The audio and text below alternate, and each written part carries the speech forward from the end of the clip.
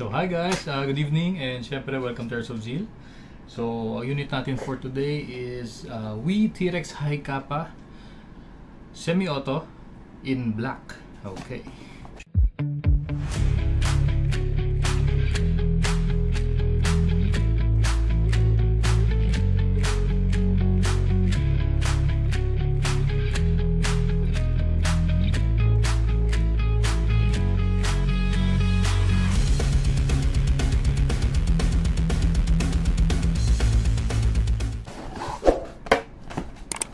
So, itong unit na to ay para kay Sir Ermi Miranda ng Negros Occidental. So, Sir Ermi, shoutout sa iyo, and syempre sa mga taga Negros Occidental, shoutout sa inyo lahat. And of course, Sir Ermi, yan, thank you very much for trusting us and supporting us.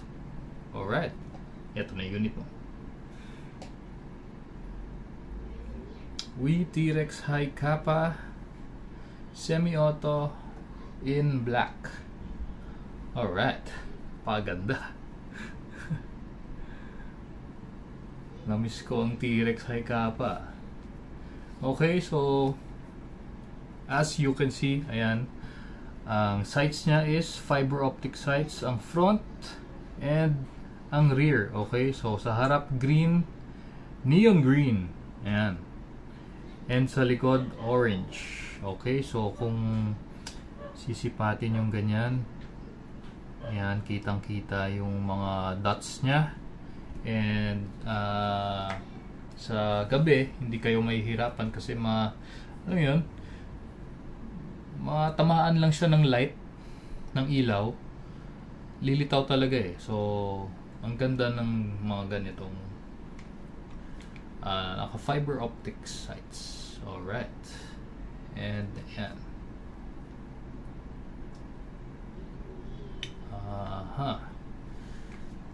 so simulan na natin. Testing natin ang unit ni Sir, and syempre again and again.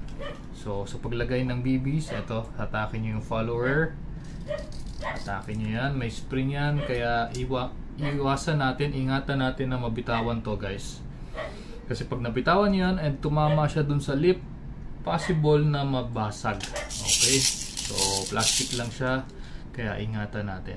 Okay, so ito na, lagay tayo ng BBs.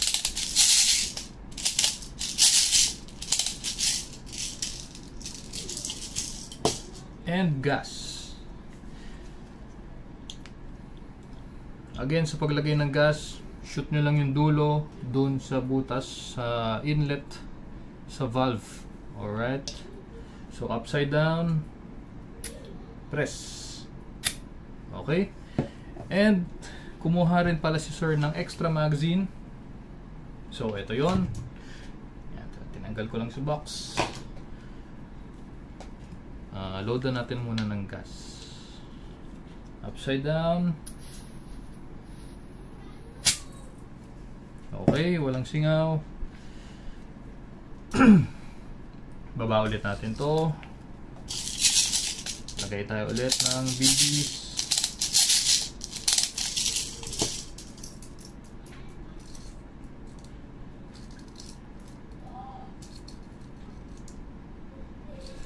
Kulang na isa. Again guys, sa paglagay ng BBs, nakita nyo naman, alternate siya. Bakit alternate? Makakatulong yan para hindi mag-misfeed yung bala sa chamber. Okay, ano ba? Testing na natin itong FPS nya gamit ang .20 Salpak magazine sa unit. Again, ang pagsalpak medyo matigas, medyo malakas, pero wag naman yung sobrang lakas, baka masira naman yung sa loob. Okay, as always, trigger finger nyo palagi nakalabas, at syempre yung baril nyo lagi nakatutok sa safe direction. Number 1 yun. At Huwag nyo papasok yung daliri nyo dito. Okay, hanggang di pa kayo ready pumatok. At yun na nga, tutok safe direction. Siguraduhin nyo na ang baril nyo ay nakatutok sa hindi nyo target. Okay, so yun lang yun. Sa pagkasa, pull back nyo lang, then release. Okay, huwag nyo nang i-guide pabalik. Okay, papakita ko sa inyo kung bakit huwag nyo nang i-guide pabalik. Testing muna natin yung unit ni Sir Ermi. FPS test, 0.20 BBs, firing 336.2. Sakit. Okay, pangalawa,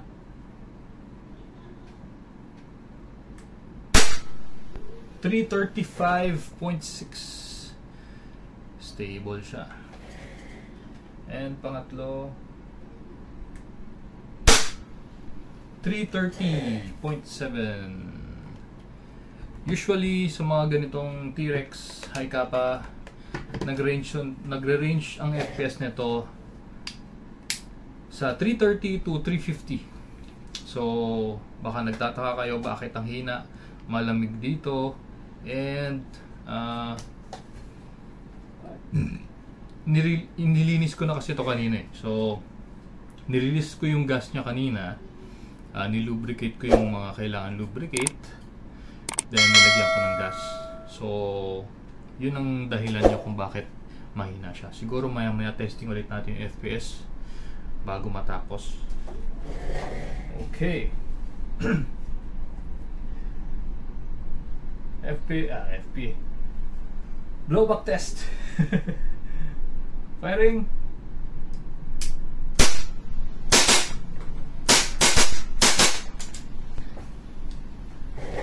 Nakikita nyo guys, lock na yung slide. Ayan, wala na siyang bala. Pag wala na bala, mag-lock yung slide nya. Una-una niyang gagawin, release nyo yung magazine. Tapos ngayon, testingin natin yung extra magazine ni Sir. Okay, so kung meron kayong mga extra magazines, salpak nyo lang, release nyo yung slide stop. Okay, so ito yung slide stop.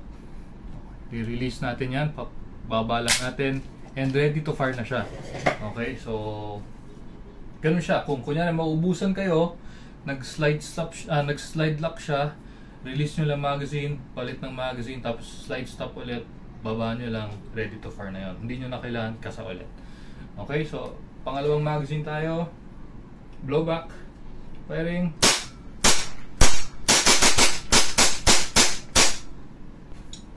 Alright. Ayan, nag-open na yung slide ulit. Wala na siyang bala. Number 1 gagawin, release nyo yung mags. Tapos baba nyo yung slide stop. Ito yung slide stop. Baba nyo yan. And rest nyo yung hammer or yung trigger. Okay, so pag kanya na, safe na yan. Safe na yung unit at syempre safe na rin yung nakapaligid sa inyo. Okay, so kanina nasabi ko na bakit pag nagkakasa kayo, magkakasa tayo, sabi ko pull back and release na lang, huwag nyo nang i-guide. So ito-demonstrate ko kung bakit ganun ang ganun yung tama. Okay, kasi minsan pagka kunyari kakasa nyo tapos ibabalik nyo, minsan hindi lumalapat yung slide. So minsan nakaganon, ayan makikita nyo naka-usli. Okay, so pero dito sa unit na check natin, may may times na pagka kinakasan nyo tapos ibabalik nyo ganun, may times na hindi nakalapat yung slide, di ba? So yun lang yun. Kaya much better pa rin na pagkakasa nyo, bibitawan nyo na lang para may force pa rin yung pagbalik at sigurado nakalapat yung slide. Nangyari na sa akin yun eh. Dito sa unit, hindi nangyari. Ayan. Pagdahan-dahan, minsan kasi pagdahan-dahan yung binabalik, minsan naiipit. Minsan naiipit dito. Minsan naiipit dito. Basta minsan naiipit. Hindi lang nangyari ngayon. Swerte. Pero usually ganoon, kaya ganoon na sinasabi. Tapos kung mapapansin nyo sa mga tunay, di ba pag kinakasan nila,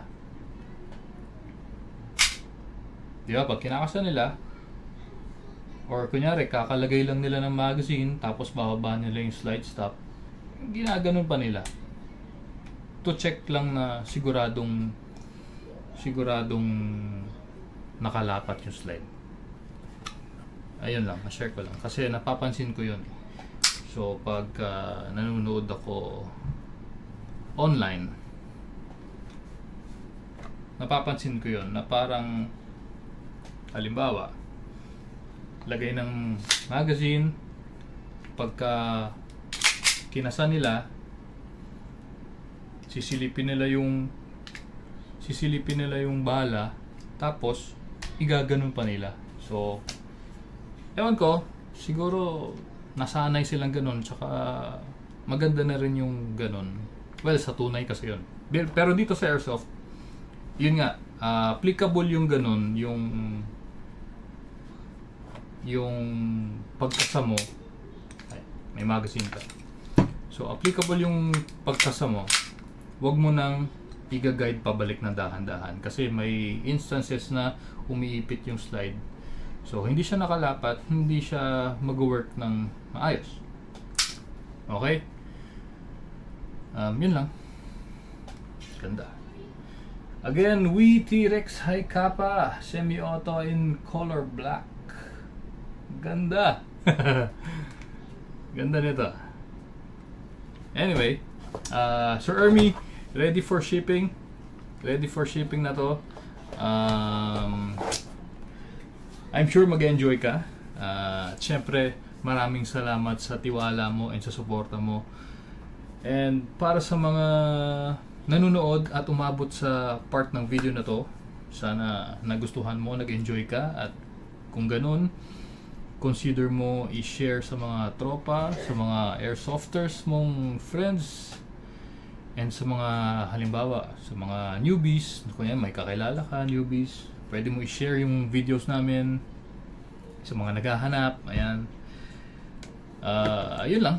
And follow nyo kami sa Facebook, YouTube channel, Airsoft Zeal. Sa Facebook, ito, Airsoft Zeal, Zeal's Toys. Tapos, ayun, like, share, subscribe, and comment na rin kayo para, masaya. Okay, so hanggang sa susunod.